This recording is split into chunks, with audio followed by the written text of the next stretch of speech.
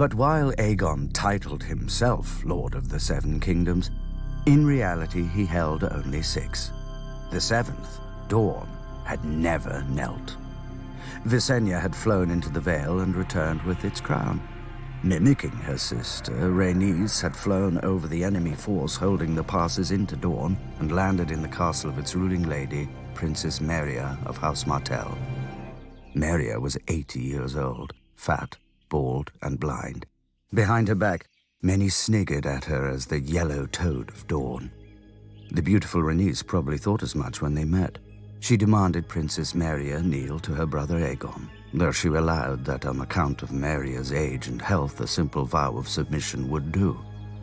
But the princess told the queen that the Targaryens weren't wanted in Dorne, and no Martell would ever bow, bend, or break no matter how badly they burned.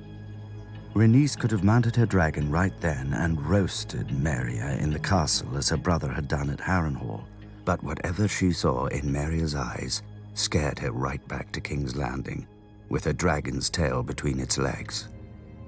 After Aegon's coronation, Rhaenys returned to Dorne with Aegon and Visenya, and their dragons. But no armies met them in the field, and no lords defied them in their castles. As the dragons approached, Dorne simply emptied. House Martell had learned from Harrenhal and the Field of Fire. The dragons were unbeatable in battle, but wars were more than battles. Unopposed, Aegon claimed Dorne for his own, but as soon as he returned to King's Landing, his castellans were hurled off towers and his royal garrison vanished in the desert, never to be seen again. Except perhaps when the winds change and the sands cough up old bones and armor.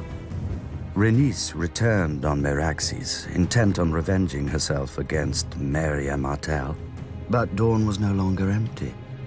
The Dornish kept Meria's promise and fought even while burning under dragon flame. And they won.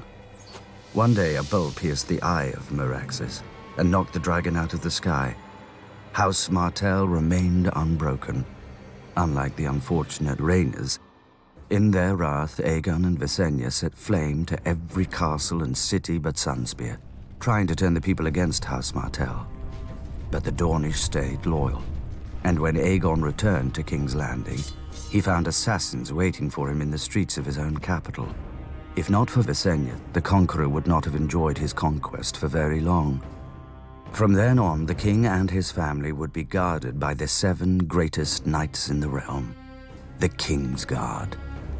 When Meria died in her sleep, her weak and tired son sued for peace. But old Meria had exhausted Aegon as well, and he granted the request. The Targaryens still wanted Dorne, and eventually they would have it, but not at the point of a sword. They would buy it the same way great lords buy anything, with a daughter.